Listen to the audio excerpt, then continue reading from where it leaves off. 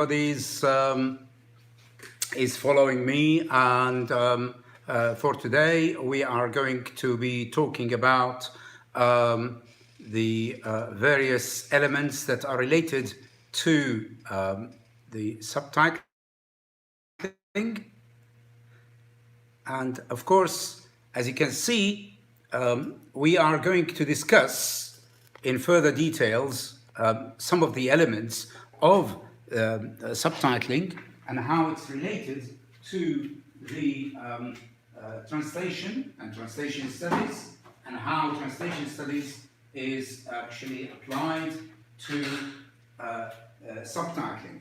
I will be looking at also the software itself and how the software is going to be done and how it's going to be linked.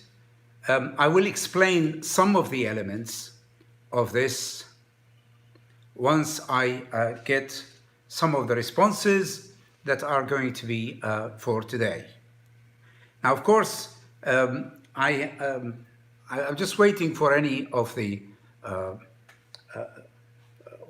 anybody who is interested in this area of study, and this area of study is quite important and quite related to subtitling, of course. As you can see here, we have a software which is used by some professionals in the area who are actually, it is quite a reliable kind of software, and it is related to subtitling. Now, of course, before we go deeper into that, I am going to look at some of the slides that are going to explain to you some of the elements and how these slides are related to subtitling. This is what's called a subtitling triangle, and this triangle is really quite important to know about. It is related to three elements in the triangle, which is AV or audiovisual material, and TL meaning target audience or language, or target language, and the TA is target audience.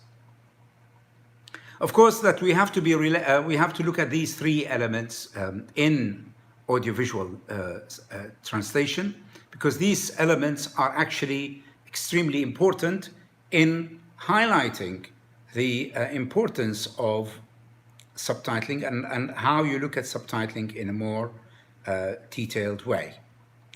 Now, the first element I would look at is called the audiovisual material.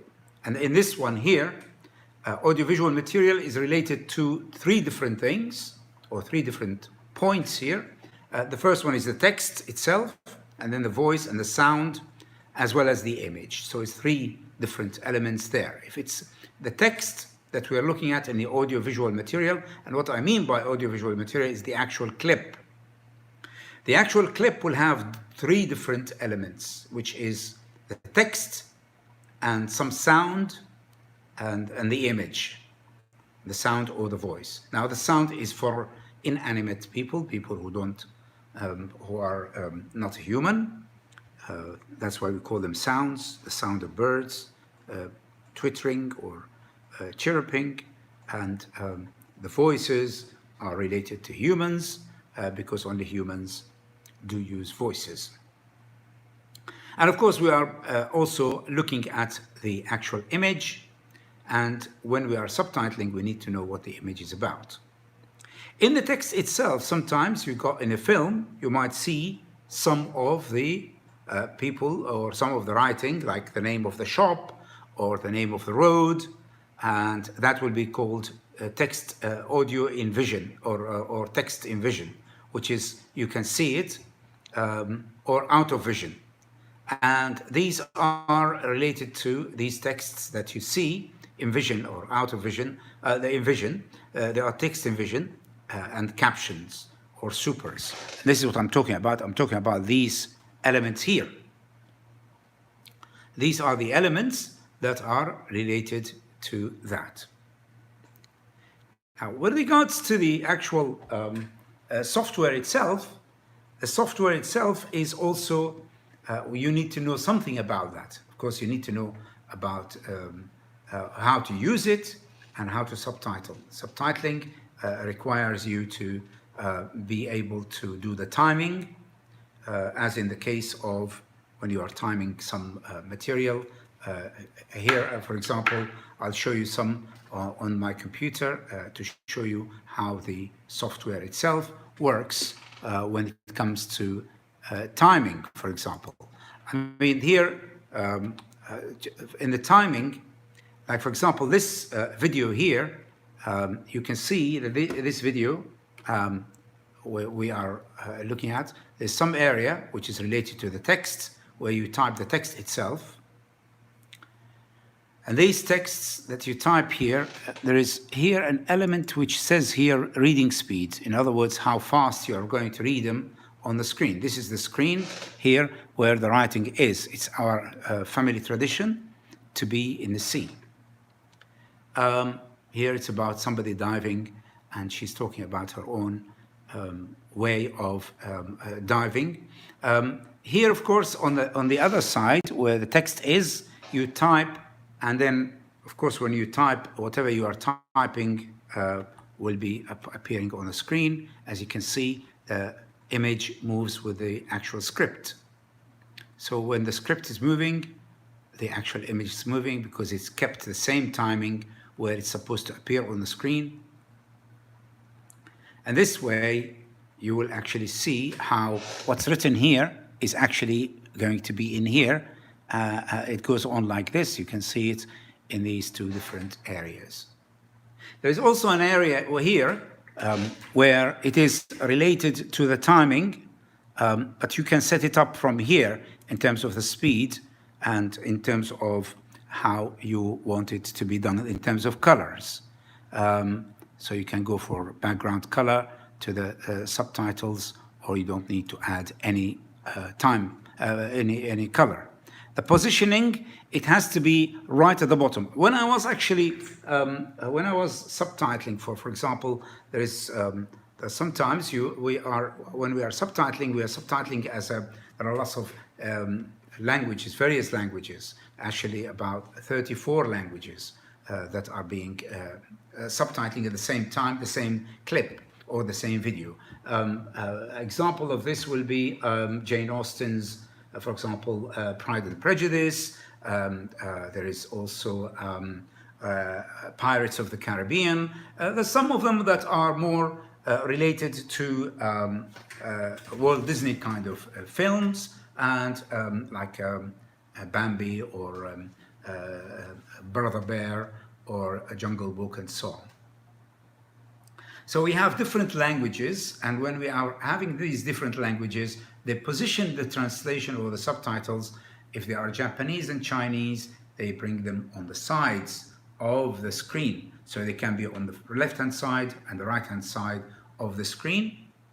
And other languages, they tend to have it at the bottom of the screen. In Japanese and Chinese, they read upside down from the top to the bottom, and they don't read from left to right or from right to left, unlike Arabic and English, where they read from left to right or right to left. And that is really the issue of where to put or position the subtitles. As you can see here on the software itself, when we look at the software itself, you will see that the positioning has to be in the center, and it has to be at the bottom of the screen. For example, you click here to make it at the bottom of the screen, so that it will appear on the screen at the bottom of the screen, and then when you click in, and it will be appearing there. Of course, you can change the position of this by different, you can make it at the top. Sometimes we put the subtitles at the top of the screen, and that is because sometimes the face of the person here, somebody speaking in here, so their face is in here, so we don't need to put the subtitle on top of their faces. That's why we lift them to the top, and we call them raised subtitles. So this is one of the things why we move the subtitles to the top, sometimes in the middle, as in the caption, as in the title of a film, you might have to put it in the middle. But then at times you might have to put it right at the bottom of the screen, and that is where all the subtitles will appear, one after the other. As you can see, they are all at the bottom of the screen. There's nothing that's going to go at the top of the screen.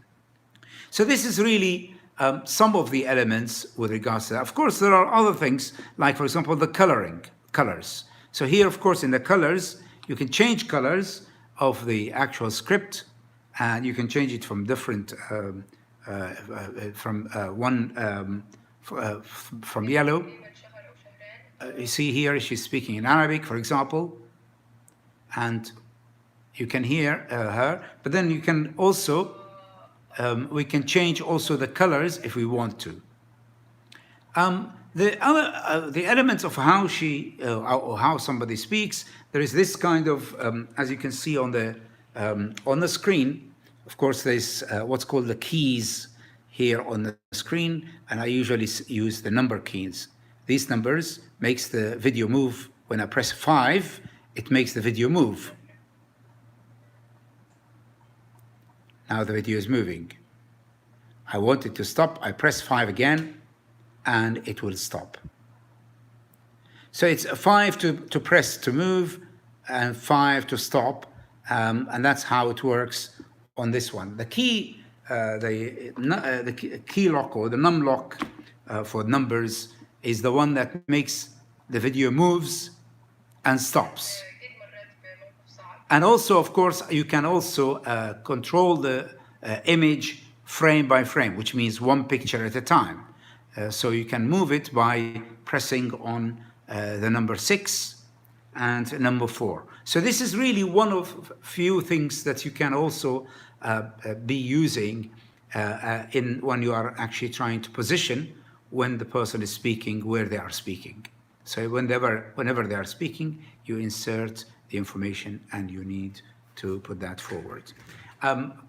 Is there any questions so far with regards to this in particular? You can always, I can wait for you to, if you have any questions to ask about this. Now, just going back to the element of, as I said earlier, about the triangle, which is quite an important thing that we have to be aware of. This triangle is really useful in that it does actually help in getting the information that you need to have when you are subtitling. For example, the information that you need, as I said, captions that are text in vision or caption. Caption means that you are talking about, this is another one with this, when you are actually somebody speaking and their image is appearing at the same time. So the image is appearing and somebody speaking and saying, like, for example, like I am speaking. If I'm speaking, I would say Dr. Ahmad and the job. So this is one of the elements that you need to be aware of as a subtitler. Now, in terms of the other elements that are available here, then you find that there is the here you have timing with regards to the target language. You have to do the timing, you have to do the spacing, and you have to do the style, and then also the area, i.e. This video, where is it going to be? For example, you are subtitling for which, for who are you subtitling it? The area, the gender, the age, very important, and the knowledge. All of these are important to be aware of. Now, this is the first one. Let's move on to the second triangle in this part. There are four, of course, there are four different elements or for the triangle that you need to be aware of. Second one is the target language. And here you've got timing. And of course, you've got PAL and NTSC. NTSC is the American system and PAL is the European system that's being used, which means that the PAL will have 24 pictures in 1 second, Whereas the NTSC, you'll have 30 pictures in 1 single second. And the tempo and the pace, sometimes they speak very fast, so you have to be careful in the speeds when you are speaking, or when they are speaking in the video. And also shot change. Sometimes they're talking, let's say, in the kitchen, and all of a sudden they are talking in the middle of the road. So you need to be aware of the change of scenery and the shot change, of course, if they are somebody speaking from one angle or another. Duration. The minimum duration that you have to do is 1 second, 2 frames, 1 second and 2 pictures. As a minimum amount of time, you can make that line appear. 1 second, 2 frames. Well, the 1 second for the eye to catch the subtitle, and the 2 frames is to give the time to read that subtitle. You got other things like font size, color, conversion. Conversion is from metric to imperial, from miles to kilometers, from inches to centimeters. And then, of course, you need the subtitles to be self-sufficient, as it were. They can stand alone in terms of style.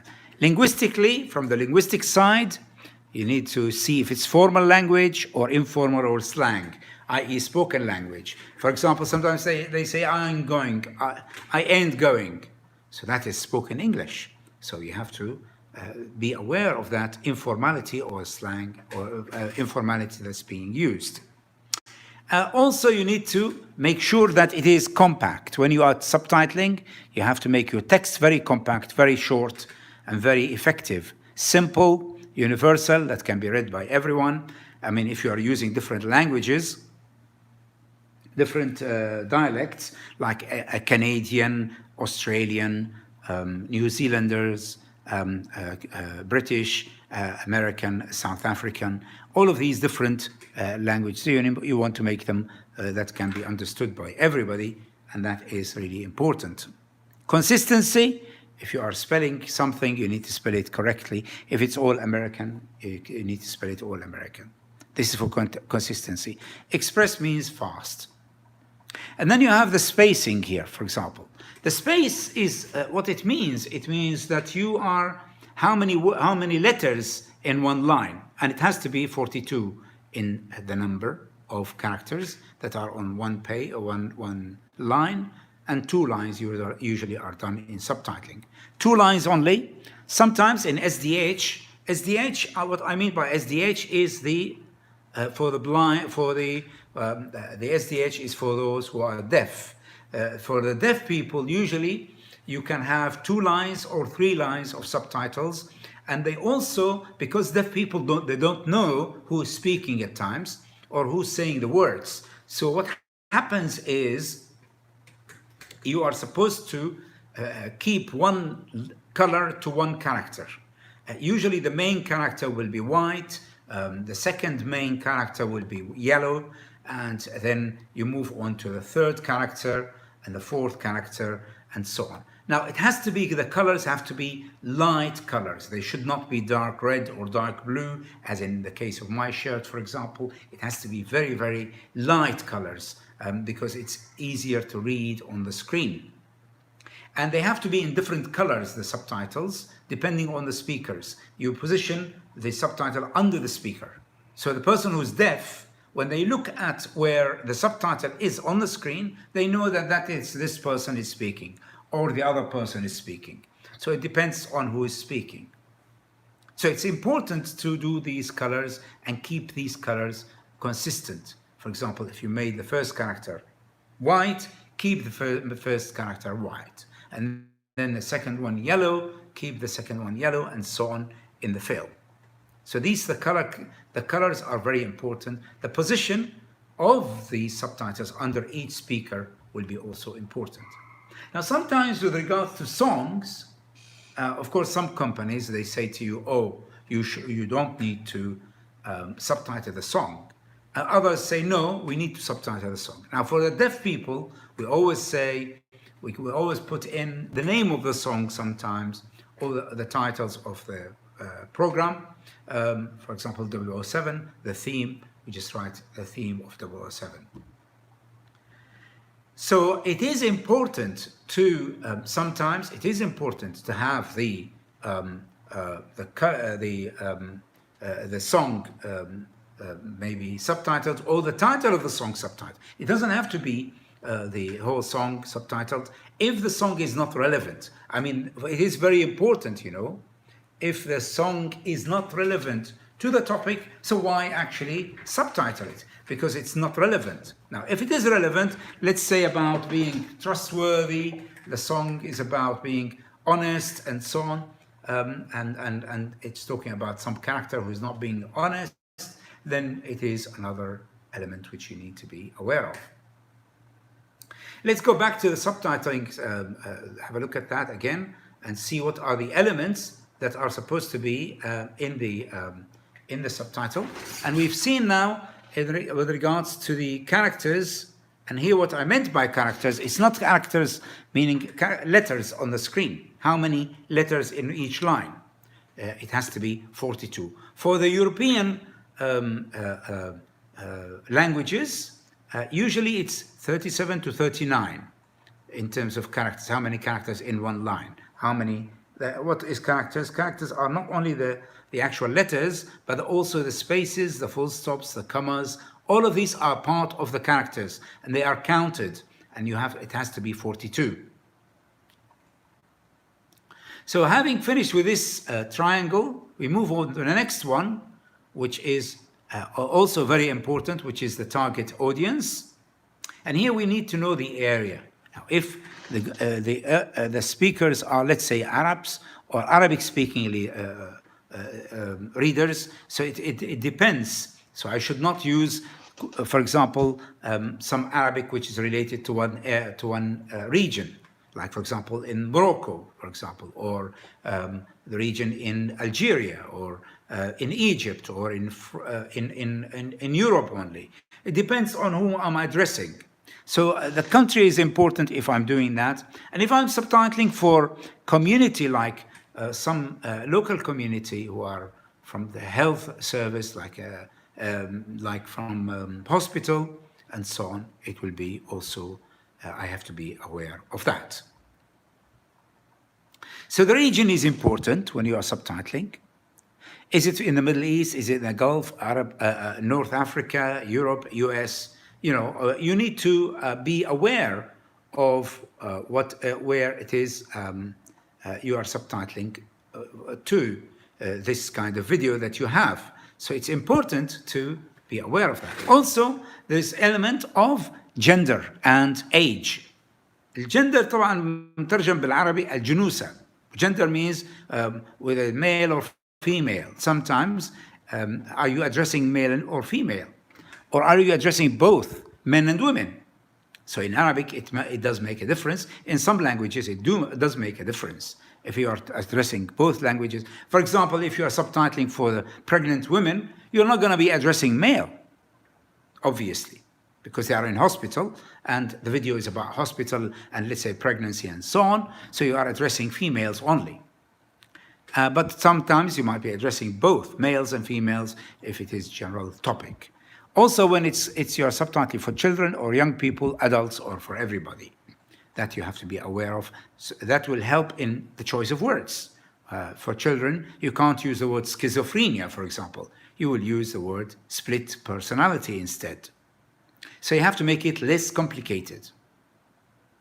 In terms of knowledge, education, who is it I'm addressing? You know, when I was subtitling Ready Steady Cook, here, of course, about being educated or not educated, or professional or not professional.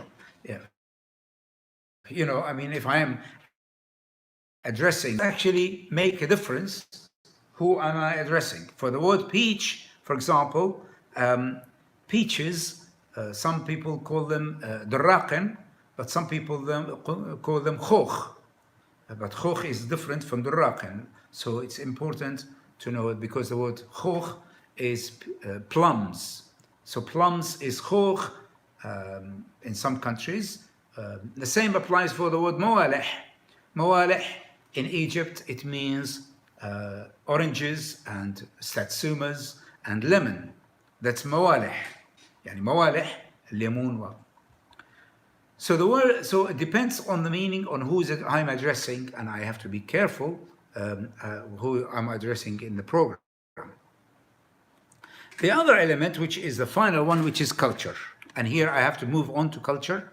And in culture, it's quite a complicated matter, which I'm not going to go as far in details about culture, because there's so many different aspects that you need to address, as you can see from this triangle about culture, which is really very, very interesting and very, very important. But, you know, it is rather complicated to explain it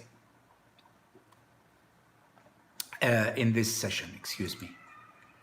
So what I'm going to do, I'm just going to show you this culture one, but in particular, you can see how it can be really quite detailed, this element of culture and how culture is being addressed. For example, if you are going to look at the functional approach, true functional equivalence, as in housing, or you want to look at Katrina Rees with regards to informative text, expressive text, and operational text. Or Vermeer scopus. Scopus means when you are translating, you're translating according to the purpose of your of the TT. What's the purpose? Why are you translating it? For what reason? That is really very, very important when you're talking about the purpose of your translation, because it does reflect badly or good on that. And also the effect of choosing certain topics. There's certain words. Some words might have a negative meaning. Some words might have a positive meaning as well. Text types is important, as you can see by Katrina Rees. And Vermeer, it talks about scopus, which means the purpose of the text. What's the purpose? Why are you doing this text? Is it to educate people? Is it to entertain people? What is it for? It can also be related to contextualizing as well. You have to be aware of that as well, as in how they recontextualizing the information, because sometimes the information may not be relevant, but you need to also put in only the facts and figures that are relevant to the culture of your target audience. Again, there is the element, for example, duality and plurality. مثلا هما وهم. Will you put it in plural, or will you put it in plural or singular or dual? I mean, duality is in one culture is not the same as another.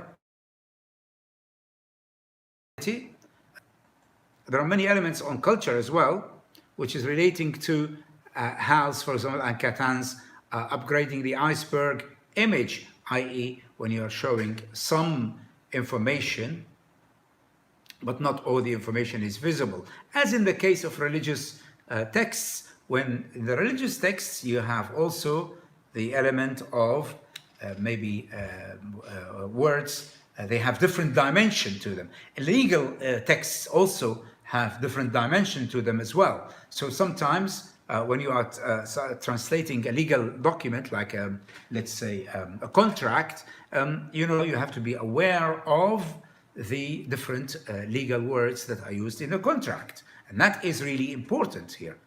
Of course, at the end of this session, I will give you a chance to ask questions, but for now, I will talk about the various text types that are related to subtitling.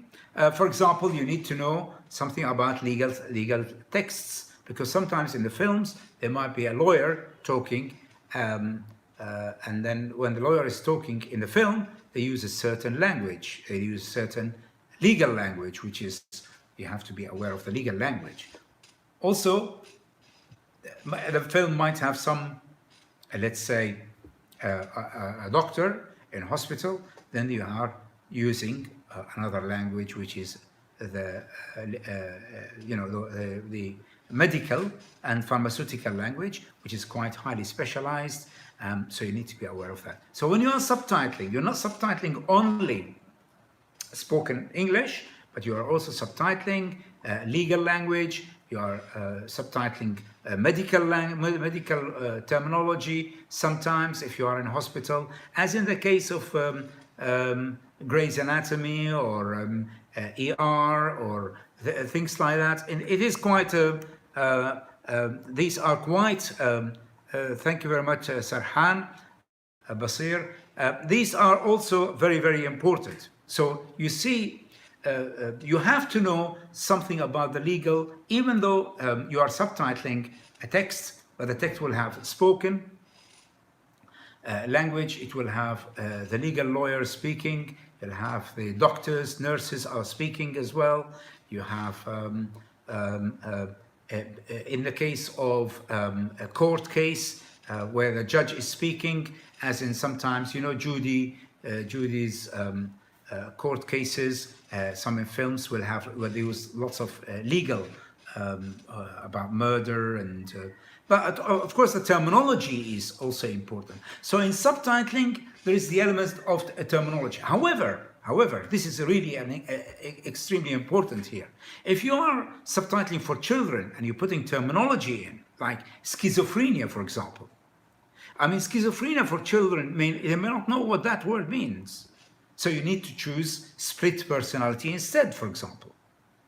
Again, if you are talking about pregnant women, you're not going to be using highly sophisticated language for pregnant women, because some of them may not understand some of the medical terms used by doctors and nurses. And you know, when doctors and nurses talk to patients, they talk on two different types of language, highly specialized language, as well as you know, ordinary language, specialized language between themselves. You know, wa alaikum assalam, ahlan ya ra'id. So this is really important. If you are talking about specialized language talked between doctors and nurses, that language, of course, the doctors and nurses are not going to be using it when they are talking to the pregnant women, because pregnant women are they don't want to learn the highly complex terms, laryngitis, for example, or tonsillitis, or whatever. You can, or bronchitis. Then the word itis means inflammation, iltihab. But of course, some maybe some ordinary people may not know this. Okay, like for example, urinate. If, for example, instead of the water passing water will be spoken English, and then urinate will be highly complex or medical term. And of course, you are here. You're playing these two different levels. Now, if you're talking about subtitling comedies, and here I must point out this very, very important, the element of humor. And here in humor, there is a culture again, and as I said earlier about functional approach to be used in humor is extremely important, as in the case of Smart Guy, for example. Smart Guy is a well-known TV series. I mean, for example, I did the Suits, the TV series Suits, but it's not humor, that one. The humor is also not as clear as in Smart Guy, which is also for this young 10 years old who is being very smart, and he's making jokes and stuff, and he's trying to be appearing that he's clever and so on. So this is, in humor, subtitling in humor is really problematic at times. Especially as humor, I mean, we need to know here to define what the humor is, and this is yet another element. I mean, when we are talking about humor, are we talking about humor as in the language humor, or body movement humor? Because sometimes in the language humor, they repeat themselves. You know, it's like a running gag, as they say. It's a joke. You know, you wait for the punchline, as it were, to know what's the joke about. And here, of course, in the humor, that is really problematic. I mean, sometimes it's problematic in linguistically. If he wants to say, let's say, for example, the word schizophrenia, and one of the characters is trying to be humorous, and he couldn't say the word schizophrenia. He says schizophrenia, and then you say infisam shakhsiyya. So it's really here. It's you're trying to make that crack that kind of joke. Sometimes the jokes are situational into the situation that you're in. And it is difficult sometimes to understand the joke properly, especially if it's related to some sort of cultural term that is being linked to the joke, and you need to understand, you know. You're trying to be, are you trying to be like, for example, Ibn Battuta? You're trying to be Phileas Logs, Phileas, is it Phileas, what's his name? The one who went around the world, traveling around all the time. Or you can say Ibn Battuta to equate with that. So this kind of equivalence, which is functional equivalence here, are quite interesting, are quite important really to be using them. I mean, you can subtitle idiom to idiom. It's very hard, it's more difficult to subtitle idiom to idiom, idiomatic language to idiomatic language, or collocation to collocation, because sometimes they don't work. Let me just tell you about collocation here, because it's quite interesting. Let's say for the word wet, and like wet nurse and dry nurse. And we know what a dry nurse is, a nurse who does not feed the baby from her breast, from her chest. And wet nurse is the one who does, يعني المرضعة. So in other words, the wet nurse is the one who feeds the baby, looks after the baby and changes the baby, the nappy and so on, but also feeds the baby from her own chest. So this is a collocation for the word dry. And dry, of course, it can be dry book, which is very boring book, dry voice that has no emotions, and dry cow, a cow that has no milk, and dry river and dry book and so on. So it's quite these are collocations. And collocation is another element where you have to look for the collocation in each language is different, not necessarily similar, and may not be the same. So just going back to the humor element and how do you subtitle humor, humor can be, I mean, are you going to make people laugh? That's a humor. Humor can be of a sexual nature as well, which is quite difficult to explain. It can be of a religious nature, it can be of a political nature. These are the three taboos usually that you have to be careful, you have to censor them. Sometimes you self-censor yourself. Sometimes the institution or the people or the company who gave you the work, they can censor the video and the humor in one way or another. But of course, there's this swear words also, which is another important element in subtitling, which I get many queries about. Some people do ask me, and how do you subtitle son of a bitch or other ones that are there? It's quite really important to be aware of these things that are used. Some of them are needs to be used at with discretion, because sometimes they are swearing at something and it doesn't require you to be very literal in the way they're using it. For example, the word bloody is quite a swear word still, and bloody stupid, for example. You can say stupid, it will be enough. Because I mean, they don't mean bloody in the sense of blood and so on, literal translation. So the actual humor is extremely important, especially in these like Smart Guy or series and other comedy series. It's So Raven, for example, which I did some time back, where there's some humor in there. High School Musicals also will be also interesting in that. I can see dry jokes are hardly to translate. In general, jokes are socially related. Yes, they are indeed. Let me just try to look at what you look at some of these the chat, because I need to see what's happening, what is let me see if I can see them. Because I'm not seeing the comments that are made all the time. May not be visible. Let me just see if, okay. And I'm trying to get this live chat with you so that you can give me some of your comments there. I can't see any comments being made at the moment with regards to that one. So in any case, dry jokes. So now let me just see if I can get to the live. Okay. Are there any comments or any? Would you like to ask any questions, or shall I maybe carry on with this discussion as such? I don't know whether it's